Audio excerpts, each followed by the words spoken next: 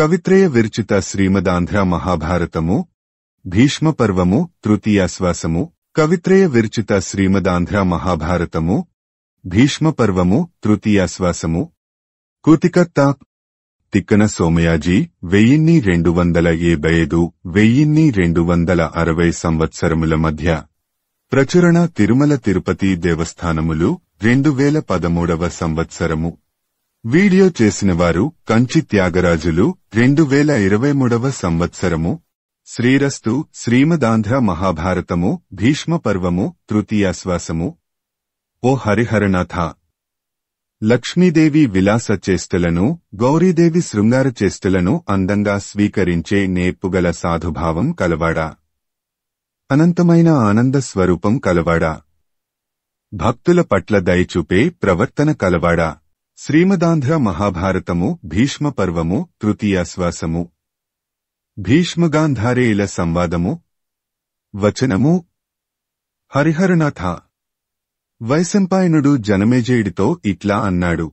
తేటగీతి యుద్ధంలో దుర్యోధనుడు పౌరుషం కోల్పోయి వెనుకకు మళ్లాడని విని ధృతరాష్ట్రుడు మిక్కిలి శోకం చెందినవాడే. తరువాత ఆ దుర్యోధను డేమిచేశాడని సూతపుత్రుడిని అడిగాడు. వచనము ధృతరాష్ట్రుడు భంగపాటు పొందిన దుర్యోధనుడి తరువాతి వృత్తాంతాన్ని గూర్చి సంజయుడిని అడుగగా అతడు ఇట్లా చెప్పాడు. ఆనాటి రాత్రి భీష్ముడితో దుర్యోధనుడు ఇట్లా అన్నాడు. ఆట వెలది. మనమెంతో పూనికతో వ్యూహం చక్కపంచుకొంటూ ముందుకు సాగుతున్న పాండవ సేన దానిని నాశనం చేస్తున్నది. అందుకు తోడుగా నీవు చూస్తుండగానే భీముడిచేత భంగపడినాను గదా. కందము కొండంత అండగా నీవు ఉండడంచేత పాండవులను గెలుస్తాననే ఆశ నాకుండినది. దానిని నీవు తప్పగొట్టుతున్నావు. నీవు దేవతలను కూడా జయింపగల పరాక్రమంగలవాడవు. యుద్ధరంగంలో ఆ పాండవులంత పరాక్రమవంతులవటానికి కారణం ఏమిటి? కందము దుర్యోధనుడి మాటలు విన్న భీష్ముడు నవ్వి ఇట్లా అంటున్నాడు. నీవు ఈ విధంగా నన్ననటం దేనికి? యుద్ధంలో నా శరీరం ఎక్కడైనా దాచుకొన్నానా? పాండవులు కాకుండా ఇతర యోధ సమూహమై ఉండి ఉంటే భయపడదా? చెప్పు. వచనము పాండవులెప్పటికినీ జయింపరానివారే అని పలుమారు చెప్పుతుంటాను గదా. అయినప్పటికీ నీవు జయించాలనే ఉద్దేశంతో ఓళ్లు దాచుకోకుండా యుద్ధం చేస్తాను. నీవు దుహఖపడవద్దు. శ్రీమదాంధ్ర మహాభారతము భీష్మపర్వము తృతీయాశ్వాసము భీష్ముని సప్తమ దివస యుద్ధక్రమము కందము దుర్యోధనుడు భీష్ముడి మాటలు విని ఆరుటజంది రాత్రి సుఖంగా నిద్రించి ఉదయాన లేచి యుద్ధానికి వెళ్లాడు. భీష్ముడు కూడా తన సైన్యాన్ని తేరిపారజూచి యుద్ధరంగాన్నంతా వ్యాపించే విధంగా మండల వ్యూహాన్ని ఏర్పాటు చేశాడు. వచనము ఆ మండల వ్యూహంలో మధ్యభాగాన దుర్యోధనుడున్నాడు. తమ్ములు అతడికి సాయపడే రాజులు ఇరు ప్రక్కలా నిలిచారు. అప్పుడు పాండవులు కూడా యుద్ధానికి వెళ్లారు. ధర్మరాజు మన మొనలను చూచి తన సేనాపతి అయిన ధృష్టద్యుమ్నుడిని వజ్రవ్యూహాన్ని ఏర్పరచవలసిందిగా ఆదేశించాడు. ధృష్టద్యుమ్నుడు ఆ వ్యూహాన్ని ఏర్పరిచాడు. పాండవసేన శత్రుబలాన్ని లెక్క చేయకుండా తూర్యధ్వనులు అతిశయించగా తరిమి మార్కొన్నది. ద్రోణుడు విరాటుడిని, అశ్వత్థామ శిఖండిని, దుర్యోధనుడు ధృష్టద్యుమ్నుడిని, శల్యుడు నకుల సహదేవులను, విందాను విందులు యుధామన్యుడిని, చాలామంది రాజులు అర్జునుడిని మార్కొన్నారు. ఇంకా పాండవసేనలోని భీమసేనుడు కూతవర్మను, అభిమన్యుడు చిత్రసేనుడిని, దుశ్శాసనుడిని, వికర్ణుడిని, ఘటోత్కచుడు భగదత్తుడిని, సాత్యకి అలంబుసుడిని, ధృష్టకేతుడు భూరిశ్రవసుడిని, చేకితానుడు కూపాచార్యుడిని, ధర్మరాజు శృతాయువును చాలామంది రాజులు భీష్ముడిని ఎదిరించారు. అప్పుడు శ్రీకృష్ణుడితో అర్జునుడు ఇట్లా అన్నాడు. తేటగీతి భీష్ముడు మండల వ్యూహాన్ని సంఘటించి అందంగా ఒప్పిదంగా నిలిపాడు. అందుచేతనే కౌరవ సైనికులకు ఉత్సాహం అతిశయించింది. ఆ కారణం చేతనే పలువురు కౌరవ సైనికులు నా మీదకు ఉరుకుతున్నారు. నేను వారి బలానికి భంగం కలిగించి కష్టం కలిగిస్తాను.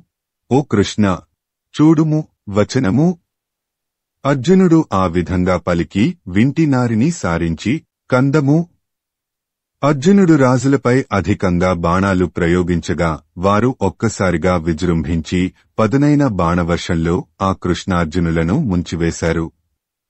అప్పుడు నీ కుమారుడి సేనలు పెనుబొబ్బలు పెట్టాయి.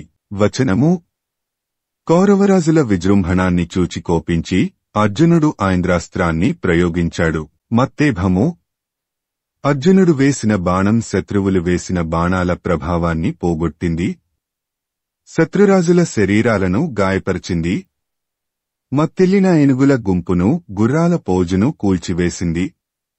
వెర్రెత్తిన దానివలె శత్రువులకు భయం కలిగిస్తూ మందరమనే పర్వతం సముద్రాన్ని కలచివేచినట్లుగా శత్రు సైన్యాన్ని కలతనొందించగా కౌరవసేనలు భయపడి పరుగెత్తి భీష్ముడి రథం మరుగుజొచ్చాయి. వచనము: త్రిగర్తాధిపతి ముఖ్యుడుగా గల పలువురు రాజులు కలతజెంది తమ సైన్యాలు వెళ్లిన చోటులకే వెళ్లి దాగటాన్ని, భీష్ముడు యుద్ధంలో ప్రయత్నపరుడే ఉండటాన్ని చూచిన దుర్యోధనుడు ఆ రాజులతో ఇట్లా అన్నాడు: కందము. సైన్యంతో కూడియున్న అర్జునుడిపైకి భీష్ముడు ఒంటరివాడై తలపడుతుండగా రారాజునైన నా సమక్షంలోనే వీరులైన మీరు రాజులు శౌర్యంతో భీష్ముడికి అండగా ఉండకుండా పెడదారి పట్టటం న్యాయమా అని దుర్యోధనుడు రాజులను యుద్ధానికి పురికొల్పుతున్నాడు. వచనము: రాజులందరూ రారాజు మాట విని యుద్ధానికి సన్నద్ధులై భీష్మునికి ఇరుప్రక్కలందు నిలిచారు. ఆ సమయంలో సీసము, తేటగీతి, ద్రోణుడు 2 బాణాలు వేసి విరాటరాజు యొక్క వింటిని, పతాకము యొక్క కర్రను త్రుంచివేశాడు. ఆ విరాటుడు మరొక వింటిని అందుకొని 3 మిక్కిలి పదునైన బాణాలతో ద్రోణాచార్యుడి శరీరాన్ని, సారథిని నొప్పించాడు. 4 బాణాలతో గుర్రాలను కొట్టాడు.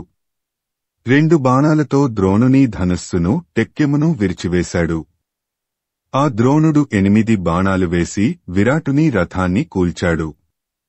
అప్పుడా విరాటుడు తన కొడుకు రథమెక్కి తన కొడుకుతో కలిసి పదునైన బాణాల ప్రవాహంలో ఆ ద్రోణుడిని ముంచాడు. అప్పుడు ద్రోణుడు కోపం చెంది చాలా పొడవైన ఒక బాణాన్ని వేయగా అది మత్స్యరాజు కుమారుని రొమ్మును గాయపరచి వీపును తొలుచుకుని వెలుపలికి వచ్చినది. వచనము: ఈ విధంగా ఆ మత్స్యరాజు ప్రయోగించిన బాణం గట్టిగా తగులగా కందము. ఆ ద్రోణుడు ప్రయోగించిన పెద్ద బాణపు దెబ్బకు శంఖుడు ధనుర్బాణాలను జారవిడిచి నేలపడ్డాడు. ఆ దృశ్యం చూడటంచేత ధైర్యం కోల్పోయి విరాటుడు జనమంతా చూస్తుండగా భయంతో పరుగెత్తాడు. అతడి సేనలు కూడా చెల్లాచెదరైపోయాయి. వచనము: ఆ సమయంలో శిఖండి 3 పదునైన బాణాలను అశ్వత్థామ నొసట గ్రుచ్చుకొనేటట్లు ప్రయోగించాడు. అశ్వత్థామ కోపం చెంది ఒక్క తడవగా చాలా బాణాలు ప్రయోగించి అతని గుర్రాలను, సారథిని, టెక్కాన్ని, ధనుస్సును నుగ్గుచేశాడు. దానితో శిఖండి డాలు కత్తి తీసుకొని నేలపైకి ఉరికి డేగమాదిరిగా ఎగబడుతూ అశ్వత్థామ వేసే బాణాలనన్నింటినీ తన కత్తితో త్రుంచివేస్తూ మీదికి వచ్చాడు. అప్పుడు అశ్వత్థామ కోపంతో తేటగీతి అశ్వత్థామ శిఖండి యొక్క డాలును బద్దలు కొట్టాడు. ఖడ్గాన్ని నరికి పదునైన బాణ సమూహాన్ని అతడి ఒంటినిండా నింపాడు. శిఖండి వెనుదీకుండా అశ్వత్థామ నరకగా మిగిలిన కత్తి ముక్కను విసరగా అశ్వత్థామ దానిని తన వద్దకు రానియకుండా మధ్యలోనే పొడిచేసేశాడు. వచనము: తన ఆయుధాలను అశ్వత్థామ మధ్యలోనే పొడిచేయగా శిఖండి సాత్యకి యొక్క రథంలోకి వెళ్లాడు. ఆ సమయంలో శ్రీమదాంధ్ర మహాభారతము భీష్మ పర్వము తృతీయాశ్వాసము. ధృష్టద్యుమ్నునిచే దుర్యోధనుండు విరథు డైపోవుట. కందము: ధృష్టద్యుమ్నుడు దుర్యోధనుడిపై బాణాలు గుప్పించాడు. దుర్యోధనుడు కూడా వెంటనే ధృష్టద్యుమ్నుడి శరీరం మీద కఠినమైన బాణాలను నింపాడు. వెంటనే ధృష్టద్యుమ్నుడు దుర్యోధనుడి విల్లును విరిచాడు. వచనము: ధృష్టద్యుమ్నుడు దుర్యోధనుని విల్లును తునుకలు చేశాడు. కందము: దుర్యోధనుడు వేరే విల్లు తీసుకొనే లోపలనే ధృష్టద్యుమ్నుడు దుర్యోధనుని రథాన్ని నుగ్గుచేశాడు. అప్పుడు దుర్యోధనుడు తన ఖడ్గాన్ని తీసుకొని మహాధైర్యంతో భయంకరకారంతో నేలమీదికి దూకి శత్రువుపైకి విజృంభించాడు. వచనము: అప్పుడు శకుని ఆ దుర్యోధనుడిని తన రథంలోనికి ఎక్కించుకొని పోయాడు. పాండవ పక్షంలోని సాత్యకి అలంబుసుడనే రాక్షసుడిని బాణాల వర్షంలో ముంచివేశాడు. ఆ రాక్షసుడు అర్ధచంద్రాకారంగా ఉండే బాణంతో సాత్యకి వింటిని ముక్కలు చేశాడు. అవయవాల నిండా బాణాలను గ్రుచ్చివేశాడు. రాక్షసమాయలు చేశాడు. చాలా భయంకరంగా మాయాపరంపరలను అతని పైకి ప్రయోగించాడు. వాడింత చేసినా శినివంశశ్రేష్ఠుడు సాత్యకి స్థిరంగా నిలబడి ఐంద్రాస్త్రాన్ని ప్రయోగించి ఆ రాక్షసుడి మాయను మటుమాయం చేసి అతడిని తల్లడిల్లేటట్లు చేశాడు. ఆ దెబ్బతో అతడు భయపడి పారిపోయాడు. సాత్యకి కురుసైన్యం పైకి ఉరికాడు. అప్పుడు కందము కూతవర్మ ఆటోపంగా భీముడిపైకి విజృంభించాడు. భీముడు ఆ కూతవర్మ సారథిని గుర్రాల గుంపును కూల్చివేశాడు. గర్వంతో పలు బాణాలు ప్రయోగించి శత్రువు శరీరాన్ని శరమయం చేశాడు. వచనము ఈ విధంగా విరథుడు బాణాలతో గాయపడ్డ శరీరం కలవాడు అయిన కూతవర్మ నిక్కపొడుచుకున్న ముళ్ళు గల ముండ్లపందివలే నీ మరది అయిన వృషకుడి రథం మీదికి వెళ్లాడు. వాయుపుత్రుడైన భీమసేనుడు మన ఏనుగుల గుంపుమీదికి మిక్కిలి వేగంతో తన రథాన్ని నడిపాడు అని చెప్పగా విని ధృతరాష్ట్రుడు సంజయుడితో ఇట్లన్నాడు. కందము ఓ సంజయ, మన పక్షంలో చావడం బాధపడడం గూర్చి ఎక్కువగా చెప్పుతున్నావు. మరి పాండవ బలమైతే నాశనం లేకుండా గొప్పగా యుద్ధం చేయటాన్ని పదే పదే పలుకుతున్నావు. అయ్యో, ఇది ఏమి మాయో అర్థం కావటం లేదు. వచనము ధృతరాష్ట్రుడు అడిగినదానికి సంజయు విధంగా బదులు చెప్పాడు. మన కౌరవ సైన్యమేమో తన శక్తి కొద్దీ పోరాడుతున్నది. సముద్రాన్ని చేరిన ఏళ్లు అందులో కలిసిపోయి తమ స్వరూపాన్ని చూపలేని విధంగా తమ ప్రతాపాన్ని వీరు చూపలేకపోతున్నారు. అది వారి తప్పు కాదు. నీ తప్పిదం వల్లనే ఈ ముప్పు ముంచుకు వచ్చింది. దానికి దుఃఖపడనక్కరలేదు. యుద్ధవైఖరిని ఆలకించు. యుధామన్యుడు బాగా విజృంభించి అవంతిదేశపురాజులు విందానువిందులనే వాళ్లను పుంఖానుపుంఖంగా పదునైన బాణాలతో కప్పివేసి అనువిందుడనేవాడి రథాన్ని నుగ్గుచేశాడు. వాడు విందుడి రథమెక్కాడు. అప్పుడు పాంచాల రాజు యుధామన్యుడు కందము యుధామన్యుడు విందుడి సారథిని ఒక బాణంతో చంపివేశాడు. అప్పుడు రథానికి పూంచిన గుర్రాలు కలత చెంది తేరును లాగికొని వెనుకకు మళ్లాయి. దానితో విందుని సేన తల్లడిల్లిపోయినది. వచనము పద్ధతిని అతిక్రమించి జరిగిన ఆ దొమ్మి యుద్ధంలో కందము భగదత్తుడి ఏనుగు విజృంభించి పరుగెత్తింది.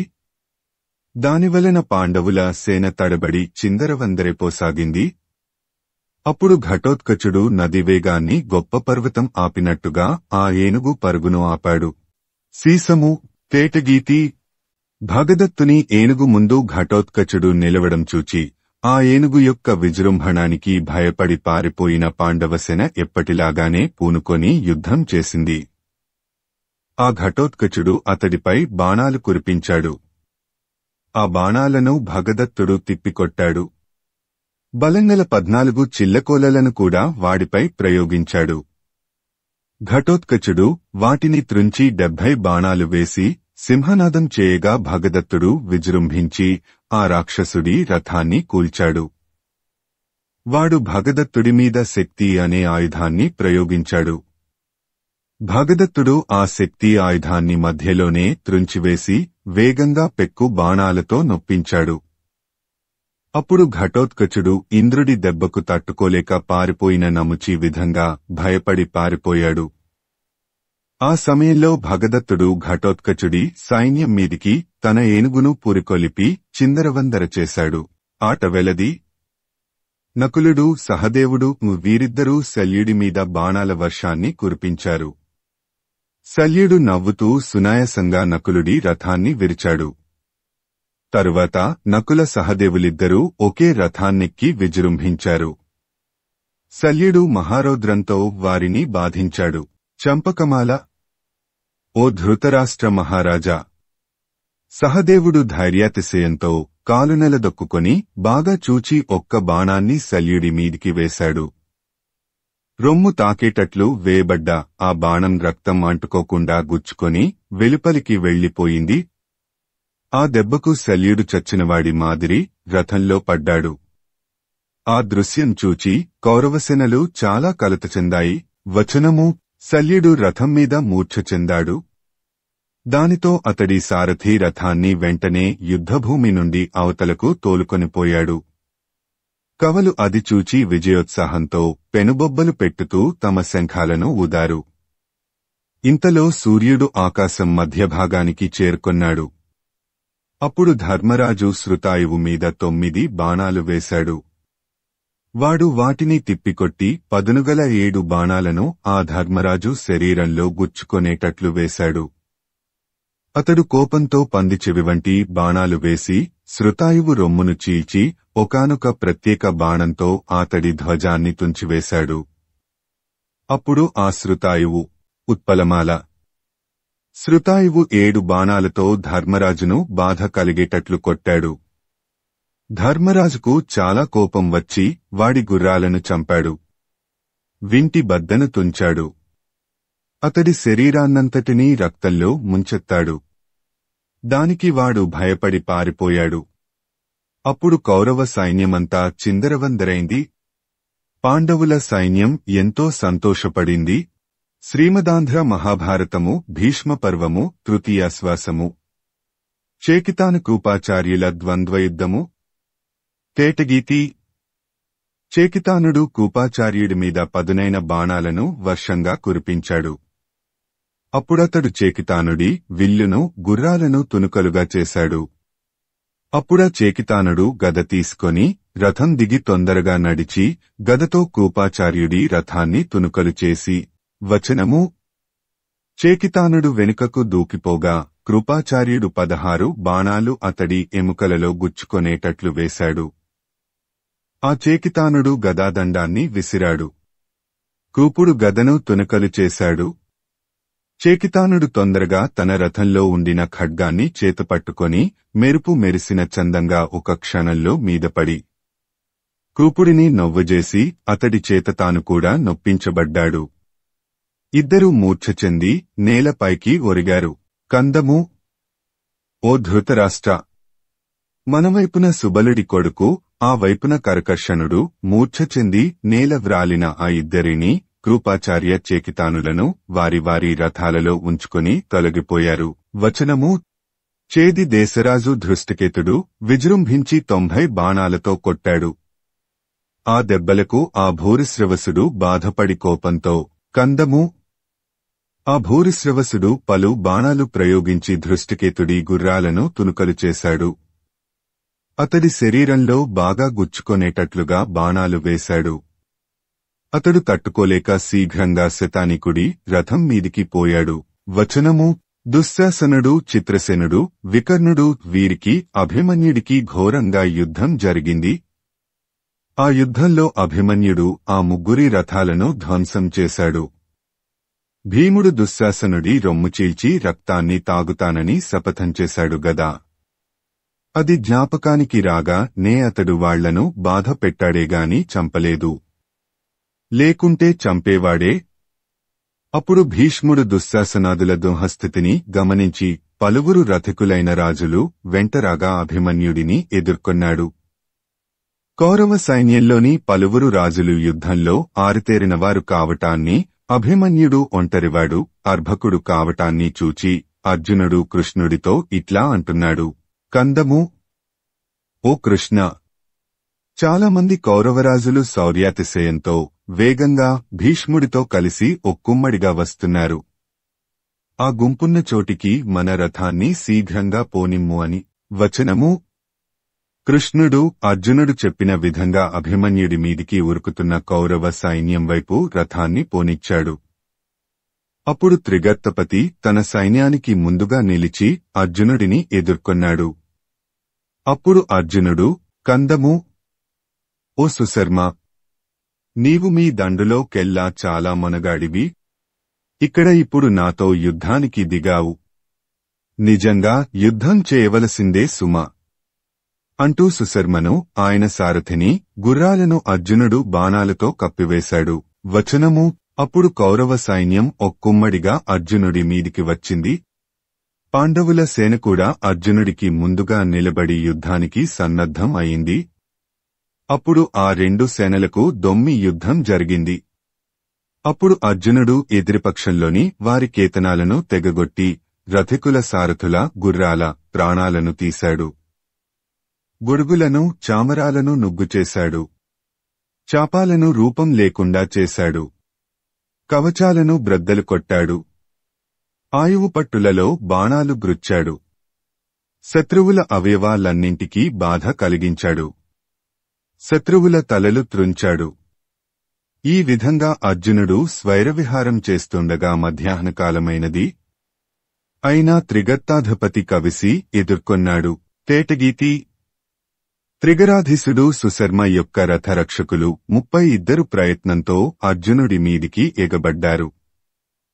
అర్జునుడు ఎగతాళిగా నవ్వి వారినందరినీ 64 బాణాలతో కొట్టి నేలపడద్రోశాడు. కందము సుశర్మ నేలవాలిన తనతోడి విలుకాండ్రను చూచాడు. చాలా కోపం వచ్చి అర్జునుడి మీదికి ఎగబడ్డాడు. అర్జునుడి సేనకు ముందుగా శిఖండి మొదలుగా గల ద్రుపద మహారాజు జ్ఞాతులు సుశర్మ మొదలైన వారిని క్రమ్ముకున్నారు. వచనము అర్జునుడు తనకు దుర్యోధన సైంధవులు అధీనులైనప్పటికీ క్రీగంటితో చూస్తూ భీష్ముడి పైకి యుద్ధానికి వెళ్లాడు. అప్పుడు ధర్మరాజు శల్యుడు తన మీదికి వస్తున్నప్పటికీ లెక్క చేయకుండా భీముడు, నకులుడు, సహదేవుడు వీరితో కలిసి అర్జునుడికి అండగా ఉండటానికి భీష్ముడున్న చోటికి వెళ్లాడు. ఇంతలో దుర్యోధనుడు సైంధవుడు పాండవులతో భీష్ముడు యుద్ధం చేస్తుండడం చూచి ఆ పాండవులను ధైర్యంతో ఎదుర్కొన్నారు. కందము భీష్ముడు సంతోషం చెందేటట్లుగా సలస్లే చిత్రసేనులు బలవంతుడైన కూపుడితో కూడి పాండవుల మీద పదునైన బాణాలు కురిపించారు. వచనము ఆ సమయాన శిఖండి భీష్ముణ్ణి ఎదుర్కొన్నాడు. అతడు వాడిని ఏమి చేయక అతడి వింటిని తునాతునకలు చేసి వాడు తిరిగిపోయేటట్లు చేశాడు. అప్పుడు ధర్మరాజు అతడు చేసిన ప్రతిజ్ఞను జ్ఞాపకం చేస్తూ శిఖండిని మొగమాట పడకుండా చీవాట్లు పెట్టాడు. శిఖండి ఉత్సాహం తెచ్చుకొని మళ్ళా భీష్ముడితో తలపడ్డాడు. ఈ సందడిలో మద్రదేశాధిపతి శల్యుడు దూరి గొప్ప ఆగ్నేయాస్త్రాన్ని శిఖండి మీద ప్రయోగించాడు. దానికి కదలకుండా నిలబడి శిఖండి వారుణాస్త్రాన్ని వేశాడు. శల్యుడు దానిని పాడుచేశాడు. భీష్ముడు ధర్మరాజు పతాకదండాన్ని వింటి బద్దను ఒక దెబ్బతో విరిచేశాడు. పెనుబొబ్బలు పెట్టాడు. భీముడు ఆవేశంతో గదను పట్టుకొని రథాన్నుండి దిగి దుర్యోధనుడికి మీదికి ఉరికాడు. అప్పుడు జయద్రథుడు సేనకు ముందు భాగానికి వచ్చి 500 వాడి బాణాలను భీముడి మీద గుప్పించాడు. భీముడు ఆ బాణాలను లెక్క చేయకుండా గదను ఆడిస్తూ దగ్గరకు వచ్చి సైంధవుడి గుర్రాలను ఎముకలు నలిగేటట్లు బాదాడు. ఆ సైంధవుడు కందము సైంధవుడు తన రథం కూలిపోగా మరొకడి రథం ఎక్కాడు. యుద్ధమాడే రాజులందరూ తోడుగా శౌర్యం కోల్పోయారు. వారి వైపున ఉండే సైనికులంతా చెల్లాచెదరైపోయారు. అప్పుడు దుర్యోధనుడు భీముడి మీద దాడి చేశాడు. కందము చిత్రసేనుడు మధ్యలో వచ్చి భీముడిని బాణాలతో కొట్టాడు. భీముడు ఉగ్రుడై తన గదను విసిరివేశాడు. అది పిడుగు చందంగా జాజ్వల్యమానంగా ఆకాశంలో వెలుగుతూ గొప్ప వేగంతో వచ్చింది. తేటగీతి యుద్ధరంగంలో ఉండే వీరులంతా సెగలు పొగలతో వస్తున్న భీముడు విసిరివేసిన గదను చూచారు. ఎవరికివారు ఆ గద తమ మీద పడుతుందనే తమ తమ ప్రాణాలు కాపాడుకునే ప్రయత్నం చేశారుగాని దుర్యోధనుడి సంగతి ఎవడూ పట్టించుకోలేదు. ప్రాణభయం ఎంత గొప్పవారికి కూడా తక్కువతనాన్ని కలిగిస్తుంది కదా. కందము ఆ సమయంలో చిత్రసేనుడు తొట్రుపాటు లేకుండా కత్తిని కేదాన్ని పట్టుకొని నేలకు ఉరికాడు. అప్పుడు భీముడిగద చిత్రసేనుడి రథాన్ని, గుర్రాలను, సారథిని పిండి పిండి చేసింది. వచనము చిత్రసేనుడి విధంగా రథం లేనివాడయ్యాడు. అప్పుడు వికర్ణుడు అతడిని తన రథంలోనికి ఎక్కించుకొనిపోయాడు. ఆ సమయంలో శార్దూల విక్రీడితము భీష్ముడు ధర్మరాజు గుర్రాలను నేలకూల్చాడు. అతని కరచరణాదులైన అవయవాలన్నింటికీ నొప్పి కలిగించాడు. ధర్మరాజు కోపం రెచ్చిపోవగా భీష్ముడి మీదికి శక్తిని ప్రయోగించాడు. భీష్ముడు నిబ్బరంగా నిలబడి దాన్ని కూల్చివేశాడు. దానితో ధర్మరాజు గబగబా వెళ్లి నకుల సహదేవులున్న రథంలోకి ఎక్కాడు. ఆ మాద్రిపుత్రులను కూడా భీష్ముడు బాణప్రయోగంతో బాగా లొంగదీశాడు. కందము. ధర్మరాజు తన సోదరులు నకుల సహదేవులను భీష్ముడు లొంగదీయడం చూచాడు. చాలా దోహకంతోనూ కలిగిన ఉత్సాహంతోనూ సైన్యంలోని రాజులందరినీ పురికొలుపగా వారందరూ భీష్ముడిని ఎదిరించారు. వచనము: పలురకాలైన ముగాలు ఎదిరించగా విజృంభించి నిశ్చలంగా నిలిచే సింహం మాదిరి పలువురు రాజులు వేగిరపాటుతో ఎదిరించగా భీష్ముడు యుక్తిగల తోపుకాపరి తాటిపండ్లను రాల్చినట్లు మిరుమిట్లు గొలిపే బాణాలతో చాలామంది రాజుల తలలు నేలకు రాల్చాడు. మండలచారిగా విహరించాడు. పాండవులు చేష్టలు మాని ఆశ్చర్యంతో చూస్తుండగా శిఖండి తన విలువిద్యా నైపుణ్యాన్ని ప్రదర్శిస్తూ ఆయన దగ్గరకు వచ్చాడు. వాడిని లెక్క చేయకుండా భీష్ముడు సృంజేడి సేనమీద పడి దానిని బాధించాడు. ఆ సమయంలో సీసము, తేటగీతి, సాత్యకి, ధృష్టద్యుమ్నుడు బాగా విజృంభించి కురు సైన్యాన్ని కలతపెట్టారు. విందానువిందులు వేగంతో ఎదుర్కొని ధృష్టద్యుమ్నుడి గుర్రాలను కూల్చివేశారు. అతడు తన రథం చెడిపోగా సాత్యకి రథమెక్కాడు. ధర్మరాజు తన బలాన్నంతా బాగా పురికొల్పి విందానువిందులను చూచి తరిమాడు. అప్పుడు దుర్యోధనుడు చేయి విసరి తన సైన్యాన్నంతా కవ్వించి తాను యుద్ధానికి దిగాడు. తాను తన తమ్ములు భీష్ముడు అందరూ ధర్మరాజు సైన్యాన్ని కమ్మివేశాడు. అప్పుడు అక్కడ అర్జునుడు కూడా ప్రత్యక్షమైనాడు. అంతలో ద్రోణాచార్యుడు అర్జునుడిని ఎదిరించి భూమి ఆకాశం మధ్య భాగాన్ని బాణాలు బాగా గుప్పించి కప్పివేశాడు. వచనము: ఈ విధంగా ద్రోణాచార్యుడు విజృంభించాడు. నీ సేనలన్నీ ఆయన అండను చేరి ఉత్సాహంతో శత్రువులపైకి ఎగబడ్డాయి. అప్పుడు ధర్మరాజు బిగ్గరగా అరవగా ఆయన వ్యూహంలోని సైనికులు ఉత్సాహంతో యుద్ధం చేస్తూ ఉండగా సూర్యుడు అస్తపర్వతం పైకెక్కాడు. ఆ సాయంకాలపు ఎర్రని కాంతులు అంతటా వ్యాపించాయి. యుద్ధరంగంలో నెత్తురు ఏరులై పారింది. ఆ ప్రవాహంలో కొట్టుకుని పోతున్న శవాలను లాగుకొనిపోయే భూతబేతాళాల రాపిళ్లతోనూ యుద్ధభూమిలో కూలిన పీనుగులను పీక్కొని తింటూ చెలరేగే నక్కల ఓళ్లతోనూ ఆ సమయం భయంకరంగా ఉండింది. అప్పుడు ఆ త్రిగర్తదేశపురాజు ముఖ్యుడుగా ఉండే రాజులనందరినీ తల్లడిల్లేటట్లు చేసిన అర్జునుడు సైంధవుడాదిగాగల రాజులనందరినీ అగచాట్లపాలు చేసి శౌర్యాతిశయంతో ఒప్పి ఉన్న భీముడు అన్నగారైన ధర్మరాజు ఎదుట నిలిచాడు. అప్పుడా ధర్మరాజు యుద్ధం చాలించుమని అనుజ్ఞ ఇచ్చి తనదైన సమస్త పరివారంతో కూడా తేటగీతి. ధర్మరాజు పరివారంతో తమదండు విడిసియున్న చోటికి వెళ్లాడు. దుర్యోధనాదులు కూడా భీష్ముడి వద్దకు పోయి తమ సైన్యాన్నంతా యుద్ధం నుండి విరమింపచేసి తమ తమ గుడారాలకు వెళ్లిపోయారు. వచనము: భీష్ముడు సేనాధిపతిగా జరిగిన యుద్ధంలో 7వ దినపు రాత్రి తెల్లవారగా శ్రీమదాంధ్ర మహాభారతము భీష్మపర్వము తృతీయాశ్వాసము. భీష్ముని అష్టమదివస యుద్ధక్రమము. కందము: ఓ ధృతరాష్ట్ర మహారాజా, వినుము. పాండురాజు కొడుకులున్నూ నీ కొడుకులు దుర్యోధనాదులున్నూ వేగిరపాటుతో భయం కలిగించే చేష్టలు చేస్తూ యుద్ధక్రీడలో ఆశగలవారే యుద్ధానికి పోయారు. వచనము: కౌరవ పాండవులు యుద్ధానికి మోహరించినప్పుడు భీష్ముడు కూర్మవ్యూహాన్ని ఏర్పరచాడు. ధర్మరాజు దాన్ని చూచి ధృష్టద్యుమ్నుడితో కౌరవులు పన్నిన కూర్మవ్యూహాన్ని చూచావు కదా, దీనికి ఈడైన వ్యూహం ఏదో దాన్ని నీవు ఏర్పాటు చేయుము అన్నాడు. ధృష్టద్యుమ్నుడు దానికి ఈడైన శృంగాటక వ్యూహాన్ని పన్నాడు. ఈ విధంగా రెండు సైన్యాలు వ్యూహాలు తీర్చుకుని ఉత్సాహంతో యుద్ధానికి సిద్ధం కాగా నగారాల మూదంగాది వాద్యాల శబ్దాలు మిన్నుముట్టగా కౌరవ పాండవులు తలపడ్డారు. ఆయుధాల సమూహాలు ఒండొంటి ఒరపిడిచేత పొగలేని మంటలు ఎగబాకాయి.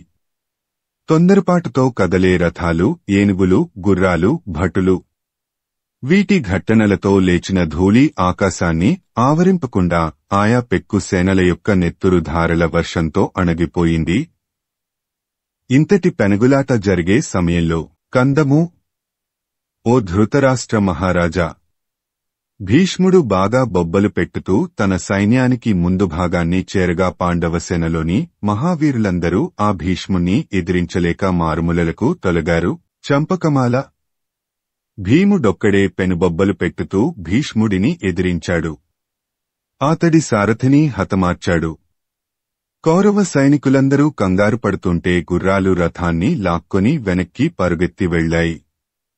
ఆ పట్టులో పాండవసేన చాలా ఉత్సాహం చెందింది. నీ కొడుకు సునాభుడనేవాడు పరాక్రమంతో చాలా దగ్గరకు వచ్చి భీముడిని ఎదుర్కొన్నాడు. శ్రీమదాంధ్ర మహాభారతము భీష్మ పర్వము తృతీయాశ్వాసము. సునాభుడు మొదలగు కురుకుమారులు భీమునిచే జచ్చుట. ఆట వెలది. ఓ ధృతరాష్ట్ర! ఆ విధంగా సునాభుడు బకాసురుణ్ణి కూడా చంపిన మహావీరుడైన భీముణ్ణి ఎదుర్కొన్నాడు. ఆ భీముడు యమధర్మరాజు మాదిరిగా నిండా అలిగిన లక్షణాన్ని సూచించే కనుబొమ్మల ముడి ఏర్పడగా ఒక్క పదునైన బాణంతో ఆ సునాభుడి తలనరికి విరగబడి నవ్వాడు. వచనము: సునాభుడు భీముడి చేత చావటాన్ని అతడి సోదరులు 7 చూచారు. వారందరూ దొమ్మిగా ఒక్కసారిగా ఆ భీముడి మీద పడి నానావిధాలైన బాణాల వర్షాలు కురిపించి అతడికి చాలా బాధ కలిగేట్టు చేశారు. దానితో ఆ కుంతికుమారుడికి అంతా ఇంతా అనరాని రోషం కలిగింది. ఎవరికీ తేరిపార చూడటానికి కూడా సాధ్యం కానివాడే ఆ సోదరులను క్రమంగా ఉక్కుబల్లెంతో ఆదిత్యకేతుడిని, పదునుగల క్షురప్రముఖమనే ఆయుధంతో అపరాజితుడిని, చురుకుగల బాణంతో బహ్వాసి అనేవాడిని, మంగలిక వంటి ఆయుధంతో పండితుడిని, జ్వలించే అర్ధచంద్రాకారపు బాణంతో కుండధారుడిని, కరుకైన బాణంతో విశాలాక్షుడిని, కటువైన బాణంతో మహాధరుడిని, ఇట్లా ఆ 7 చంపాడు. దీన్ని చూచి తక్కిన నీ కుమారులందరూ ధైర్యాన్ని వదలి భయంతో తొలగిపోయారు. తేటగీతి: భీముడానాడు సభలో చేసిన ప్రతిజ్ఞలన్నీ ఈనాడు యుద్ధంలో నెరవేర్చేటట్లున్నాడు. విదురుడు చెప్పిన నీతి మాటలు ఈ దినం సార్థకం కాబోతున్నాయి. ఇక 1000 మాటలెందుకు అని రాజులందరూ ఆశ్చర్యంతో చూస్తూ ఉండిపోయారు. కందము: ధృతరాష్ట్ర మహారాజా! నీ కొడుకుల యొక్క అవినీతిచేనైన దుష్టచేష్టలను అరికట్టకపోయావు. ఆ నీ చేతగాని తనం ఇప్పుడిన్ని కష్టాలకు కారణమైంది. ఇక ఆ దుర్యోధనాదులకు ఆ భీముడి వల్ల చావు తప్పుతుందా? తప్పదు. వచనము: ఆ సంగతి అట్లా ఉండినది. అప్పుడు దుర్యోధనుడు తన చుట్టూ ఉన్నట్టి భటులను, శూరులను చూచి భీముడితో యుద్ధం చేయడానికి వెళ్ళుమన్నాడు. తానేమో భీష్ముడి వద్దకు వెళ్లాడు. దుహకంచే బొంగురుపోయిన కంఠస్వరంతో ఆయనతో ఇట్లా అన్నాడు: ఉత్పలమాల! ఓ కౌరవోత్తమ! ఈ విధంగా మీదికి వచ్చి భీముడు అతిశయంతో మిక్కిలి విజృంభించి ఉప్పొంగి నా తమ్ములను చంపగా అయ్యో! తప్పకుండా చూస్తున్నావుగాని నీకు కోపం కాని దుహకం కాని రాలేదు. తోడ్పడకూడదని నిలబడిపోయావో, లేక ఉన్నవారందరూ ఒక్కసారిగా చావనీయమని ఇట్లా ఆరుకున్నావో. వచనము: దుర్యోధను డాడిన పలుకులు విని భీష్ముడు అతనితో పాటు తాను దుహకం చెంది దుర్యోధనుడితో ఇట్లా అన్నాడు. కందము: ఓ దుర్యోధన! ఇప్పటి ఈ ఆపత్తు ఉప్పతిల్లుతుందని ఏనాడో నేను, ద్రోణాచార్యుడు, విదురుడు నీకు చెప్పాము. కాని మా మాటలప్పుడు లెక్క చేకుంటివి. మహాపరాక్రమవంతులైన పాండవులకు ఎదురుగా నిలిచి జయించటానికి ఈశ్వరుడికి కూడా సాధ్యం కాదు. ఇక మనబోటి వాళ్లు ఎంతమాత్రం? తేటగీతి: దుర్యోధన! కౌరవ కుమారులలో ఎవడైనా ఆ భీముడికెదురైతే అట్టివాడిని కాపాడటానికి ప్రయత్నించడానికి కూడా ఎట్టి సూర్యుడికైనా సాధ్యం కాదు.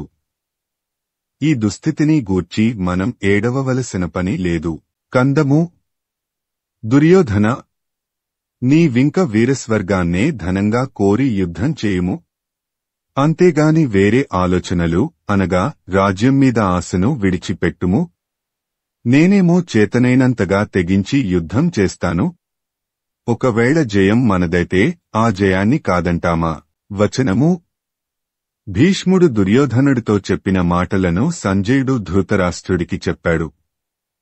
అప్పుడు ధృతరాష్ట్రుడు: తేటగీతి, అస్త్ర గురువు ద్రోణాచార్యుడు, దేవతలకు కూడా అజేయుడైన భీష్మాచార్యుడు ఈ ఇద్దరును మన పక్షాన ఉండి యుద్ధం చేస్తుంటే ఇందరు కుమారులు చావడమా? భవిష్యత్తులో కలిగే ఈ విపత్తునంతా ముందుగానే గాంధారి నేను ఎంతగానో చెప్పినప్పటికీ ఆ దుర్యోధనుడు దాన్ని పెడచెవిని పెట్టాడు. దాని ఫలం ఇప్పుడు అనుభవిస్తున్నాడు. వచనము ఇక ఆ మాటలు చాలించు. ఇక అది గతజల సేతుబంధనం వలె ఉపయోగం లేనిది. ఆ కురుకుమారులు చావటాన్ని చూచి భీష్మద్రోణులు ఆ పైన ఏం చేశారు అని ధృతరాష్ట్రుడు అడిగాడు. దానికి బదులు సంజయుడిట్లా చెప్పాడు. భీష్ముడు భయంకరమైన ఆకారంతో భీముడున్న వైపునకు రథం పోనిచ్చాడు. దాన్ని చూచి ధర్మరాజు చేసన్న చేయగా ధృష్టద్యుమ్ను శిఖండి సాత్యకులు ముందుకు వచ్చి ఆ భీష్ముడితో తలపడ్డారు. అంతకుముందే దుర్యోధనుడి ఆజ్ఞతో ఎగబడిన రథికులపైకి అర్జునుడు, చేకితానుడు, ద్రౌపదీ పుత్రులతో కూడి ఎగబడ్డారు. అభిమన్యుడు, ఘటోత్కచుడు దుర్యోధనుడిపైకి ఉరికారు. ఈ విధంగా మూడు గట్టి సైన్యాలు చాలా కఠోరంగా యుద్ధం సాగించాయి.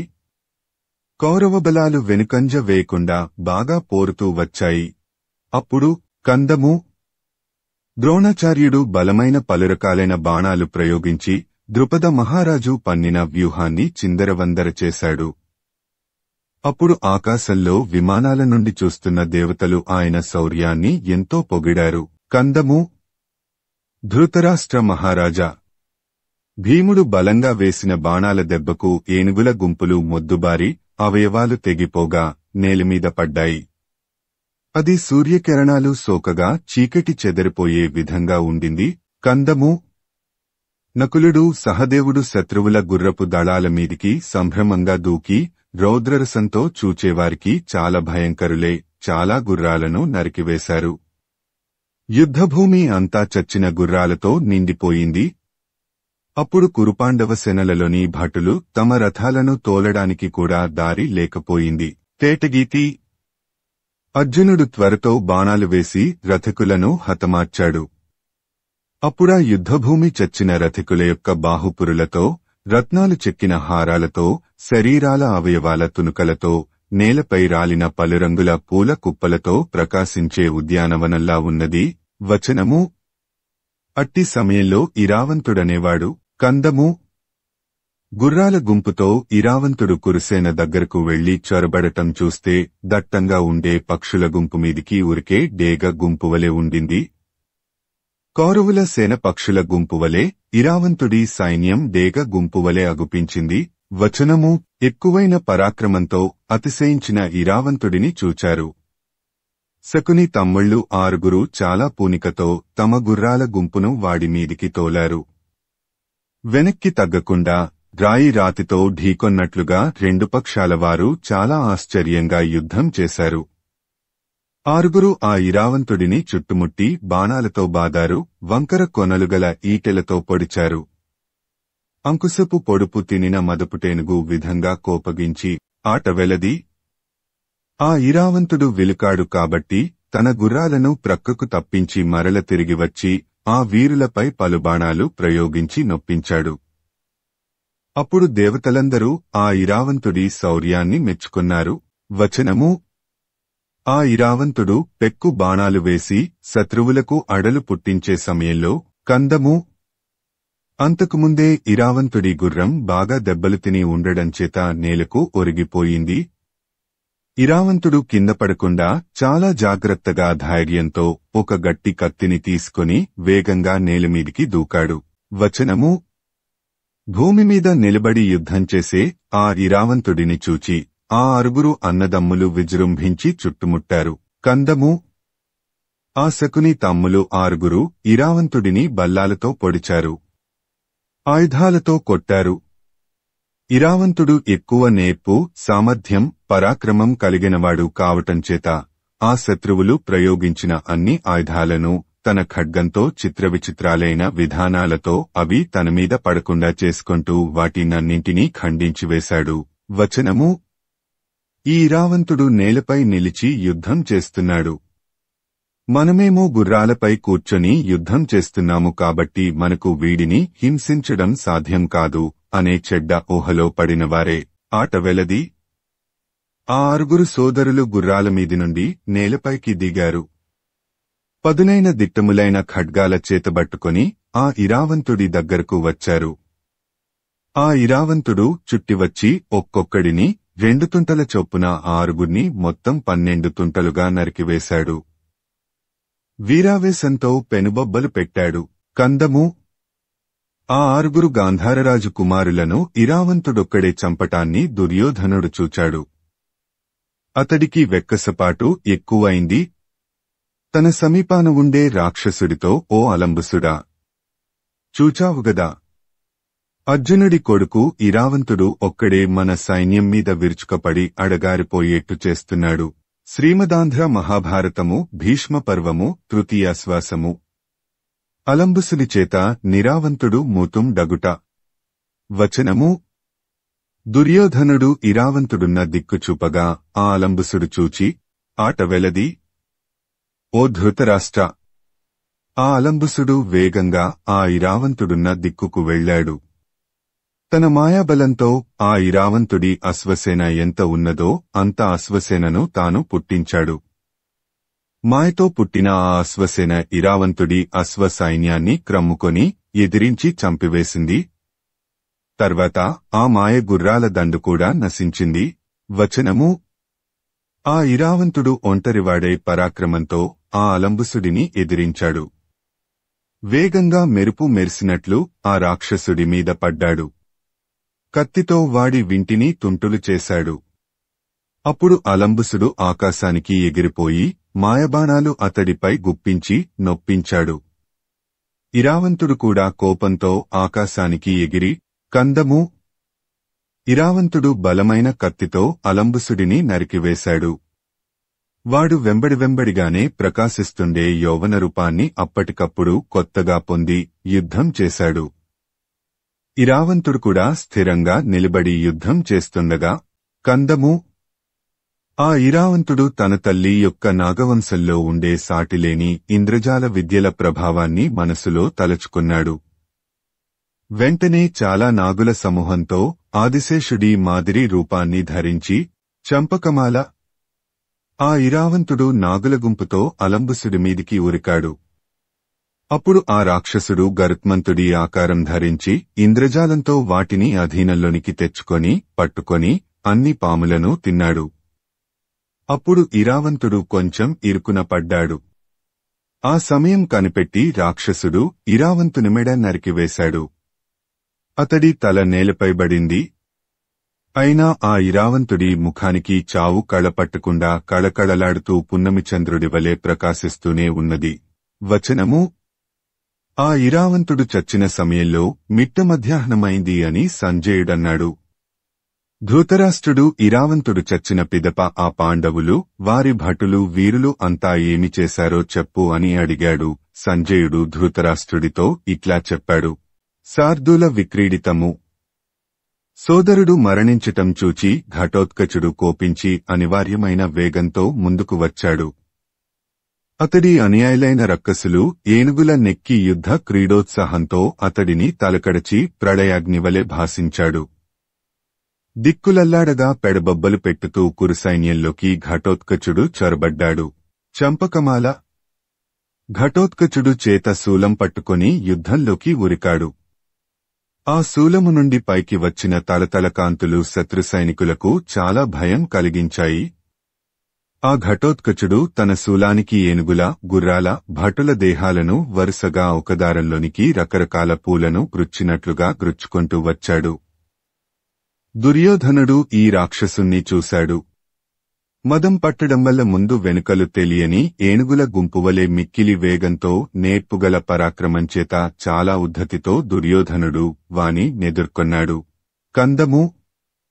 నీ కొడుకు సంతోషపడుతుండగా వంగదేశరాజు శౌర్యంచేత ఒళ్లు పెంచుకొని బాగా మదించినట్టి ఏనుగుల గుంపుల సహాయంతో శత్రువులకు చాలా భయం కలిగే విధంగా ఆ రాక్షసుడైన ఘటోత్కచుడి సమీపానికి చేరాడు. వచనము. ఆ ఘటోత్కచుడు తనను సమీపించిన ఏనుగుల గుంపును చూశాడు. గర్వంతో కత్తి చేతపట్టుకొని చెలరేగి వాటిపైకి దూకి, కందము. ఆ ఘటోత్కచుడు కఠోరమైన పరాక్రమంతో అవలీలగా ఆ ఏనుగుల తొండాలు, దంతాలు, చెవులు, తలలు, కాళ్లు వాటి రూపం తెలియకుండా పోయే విధంగా తునాతునకలు చేశాడు. దేవతలు కూడా ఇతని శౌర్యాన్ని ఎంతో మెచ్చుకున్నారు. వచనము: ఈ విధంగా ఘటోత్కచుడు కౌరవసేనలోని ఏనుగులనన్నింటినీ తునుకలు చేశాడు. దీనిని చూచి దుర్యోధనుడు త్వరత్వరగా బాణాల వర్షంలో ముంచి కోపించి అంతటితో ఊరుకోక వేగవంతుడు, విద్యుజ్జిహుడు, బహ్వాసి అనే ముగ్గురు ప్రముఖులైన రాక్షసులను చంపాడు. ఘటోత్కచుడి శరీరాన్నంతా బాణాలతో నింపేశాడు.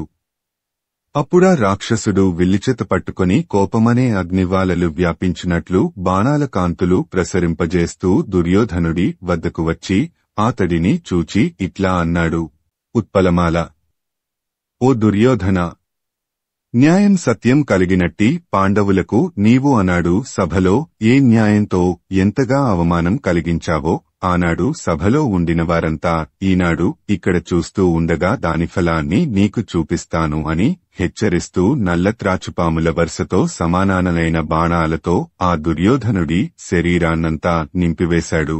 కందము: ఓ ధృతరాష్ట్ర మహారాజా, నీ కొడుకు దుర్యోధనుడు ఆ ఘటోత్కచుడు వేసిన కరుకైన బాణాలకు జంకిపోకుండా మాత్సర్యాన్ని వదలకుండా అతడి దేహంలో నాటుకొనేటట్లుగా 25 బాణాలు వెంటనే ప్రయోగించాడు.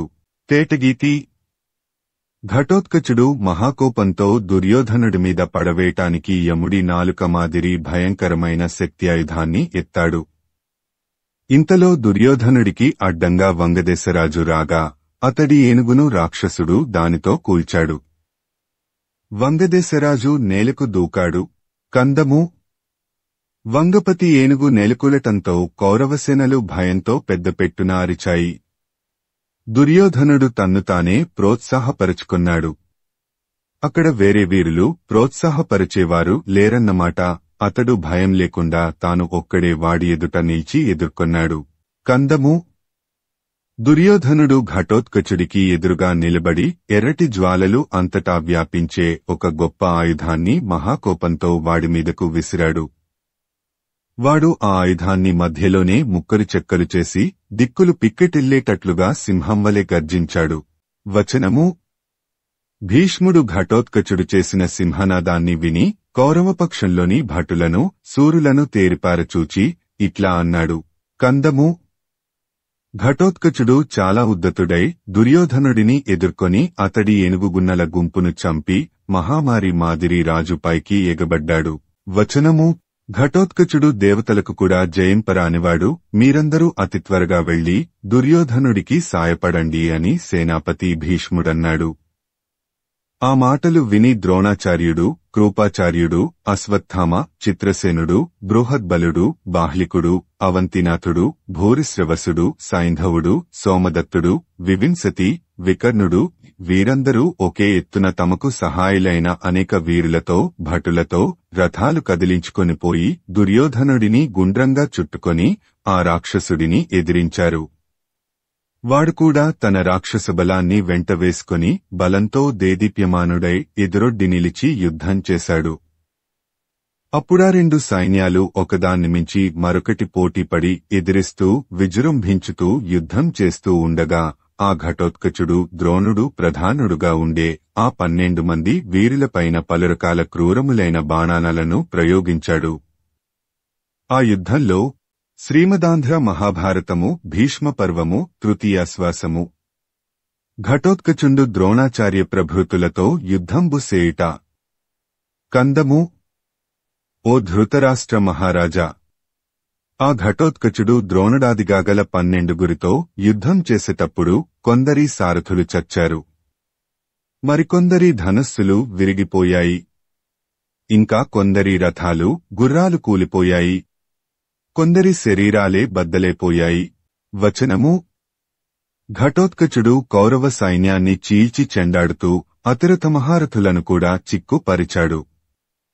అప్పుడు ద్రోణుడు మొదలుగాగల 12 చాలా కోపపడి వెంటనే యుద్ధ సామగ్రినంతా బాగా సమకూర్చుకొని ఒక్కుమ్మడిగా అతడి చుట్టూ చేరి గొప్ప అస్త్రాలనే అగ్నిజ్వాలలను అతడిపై కురిపించుతూ ఎదిరించారు.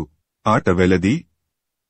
ద్రోణాది మహావీరులు ప్రయోగించిన బాణాల దెబ్బకు తట్టుకోలేక ఘటోత్కచుడు ఆకాశంలోకి ఎగిరాడు.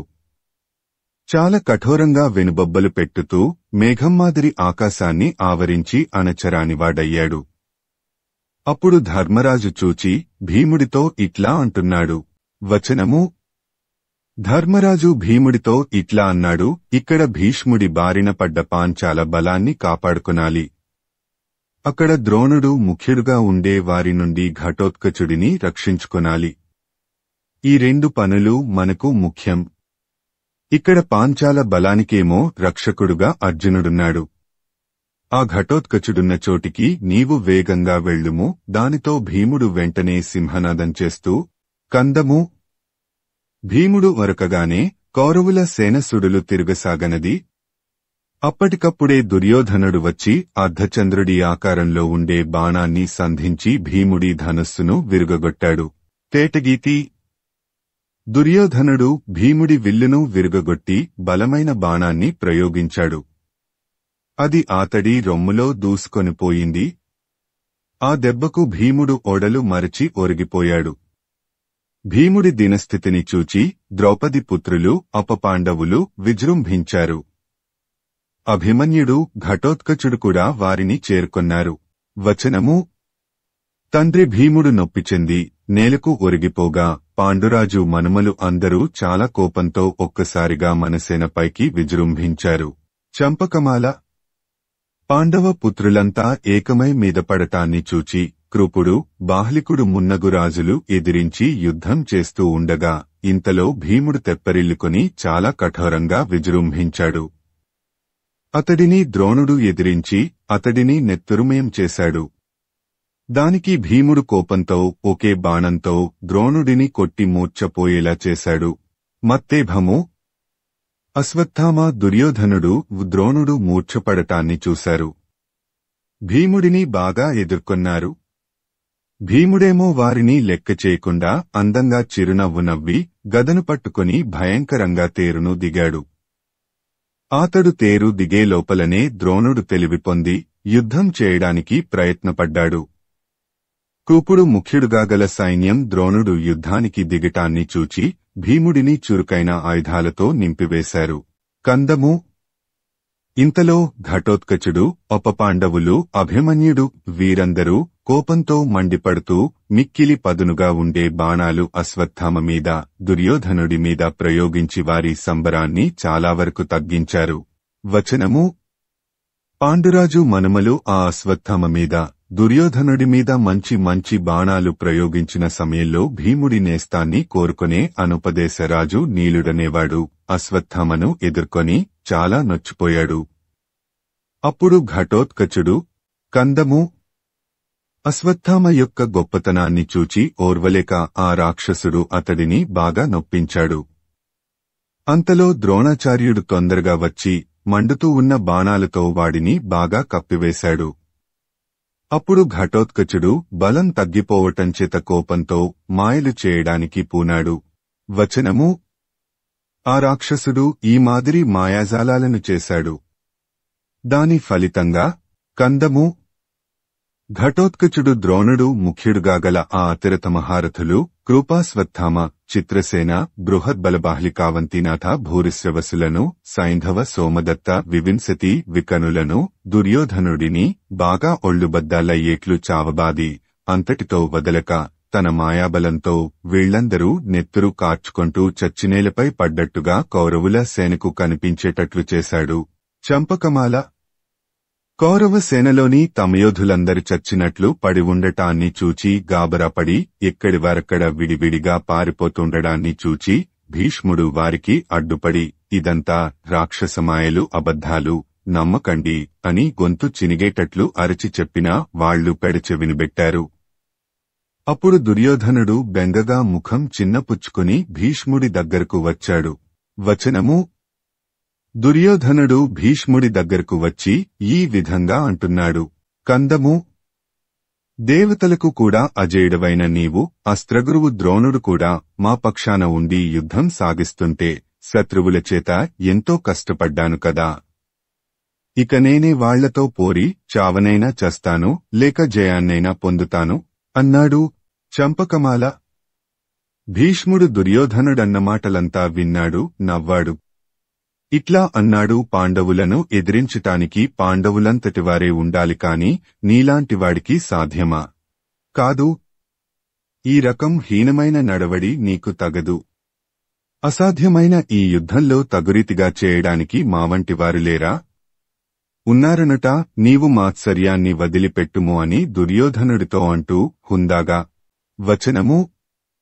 భీష్ముడు భగదత్తుణ్ణి చూచి ఇట్లా అంటున్నాడు. కందము. ఓయి భగదత్తా! రాక్షసులు పన్నే మాయలు నీ దగ్గరకు కూడా రావు. నీవు వాళ్లని గెలుస్తావు. మన రారాజు మెచ్చుకొనేటట్టు ఇప్పుడే నీ సేనతో కూడి త్వరగా బాగా విజృంభించి వాడిని గెలువుము. వచనము. భీష్ముడి మాటలు విన్నాడు భగదత్తుడు. ఇతడు వీరులలో వీరుడు కావటంచేత ఉబ్బిపోయి సింహం మాదిరి విజృంభించాడు. బొబ్బలు పెట్టాడు. సేనలతో కూడినవాడే తన ఏనుగును ఎక్కాడు. తేటగీతి. భగదత్తుడు ఎదురువచ్చే పాండవసేనతో యుద్ధం చేయసాగాడు. అది చూచి కౌరవుల ముఖ భీష్ముడన్న మాటలు నిజమని నమ్మి పాండవసేనకు అభిముఖపై మార్కొనింది. వచనము. ఈ మాదిరి కౌరవ పాండవసేనలు తలపడి యుద్ధం సాగించాయి. తన పక్షంవాడు శత్రుపక్షంవాడు అనేది తెలియకుండా ఆ యుద్ధం జరిగింది. ఇంతలో అపరాహ్నకాలం కావడం ఆరంభించింది. కందము. ఓ ధృతరాష్ట్ర మహారాజా! ఆ ఘటోత్కచుడు కొండంత పెద్ద ఏనుగునెక్కి పరాక్రమంతో తన రాక్షస సైన్యాన్ని కూడా తీసుకొని యుద్ధరంగాన్నంతా కమ్ముకుంటూ భగదత్తుడి మీదికి ఎత్తివచ్చాడు. వచనము. ఆ సమయంలో భీముడు తన రథవేగం అధికం కాగా అభిమన్యుడు, ద్రౌపదీ కొడుకులు ప్రధానులుగా గల కొందరితో ఘటోత్కచుడికి అండగా నిలబడి కయ్యానికి సిద్ధపడ్డాడు. ఆ సమయంలో ఆట వెలది. పాండవ పక్షంవారంతా భగదత్తుడి ఏనుగును చుట్టుముట్టి కొందరు బాణాలతో కొట్టారు, మరికొందరు బల్లెములతో పొడిచారు, మరికొందరు గుదేలతో బాదారు.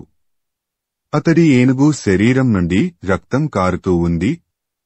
అప్పుడది అదంతా రెట్టింపైన అందంతో జేవురురంగు పిల్లకాల్వలు కొండపై నుండి దిగువకు కార్తున్నట్టుంది. కందము. ఘటోత్కచుడు యమధర్మరాజు మాదిరి శూలాన్ని విసిరాడు. భగదత్తుడు పౌరుషం అతిశయం కాగా వేగంగా ఒక బల్లెమును ప్రతిగా వేసి వాడి బల్లెమును నుగ్గునుగ్గు చేశాడు. వచనము. భగదత్తుడి విధంగా శూలంతో ఘటోత్కచుడి శూలాన్ని నుగ్గుచేసి బొబ్బలు పెట్టి ఆట వెలది. ఆ భగదత్తుడు భీముడి రథం గుర్రాలను కుప్పకూల్చాడు. చాలా బాగా విజృంభించాడు. అభిమన్యుడు మొదలైన పలువురు యోధులందరినీ గొప్ప బాణాలవానతో తడిపివేశాడు. తన ఏనుగును ఉసికొల్పి గుర్రాలను, భటులను, రథాలను నుగ్గుచేశాడు. కందము. సుప్రతీకం అనే ఏనుగు మహాసముద్రంలో మందరపర్వతం తిరిగే మాదిరిగా పాండవుల సేనలోనికి చొచ్చుకొనిపోయి వేగంతో ఇటు అటూ తిరుగుతూ శత్రువుల ఏనుగులను ఎన్నింటినో కాలరాచనది. కందము. దశర్ణరాజు కోపం చెంది భగదత్తుడి మీదికి తన ఏనుగును పురికొల్పాడు. అది భగదత్తుడి క్రూరపు తోమరాల తాకిడికి తట్టుకోలేక వెనక్కి మళ్లినది. వచనము. ఈ విధంగా యుద్ధం చేస్తున్న భగదత్తుణ్ణి చూశాడు దుర్యోధనుడు. మహాపౌరుషంతో ద్రోణాచార్య, కృపాచార్యులు ముఖ్యులుగా ఉండే యోధవీరులతో కూడి పాండవసేనను వెంబడించి తరిమాడు. అప్పుడు కౌరవసేనలో కోలాహలం పుట్టింది. దానిని గమనించి ధర్మరాజు, అర్జునుడు, ద్రుపదుడు ముందు నిలువగా ఆ యుద్ధం జరిగే దిక్కుకు వెళ్లి మదాతిశయంతో యుద్ధం చేశాడు.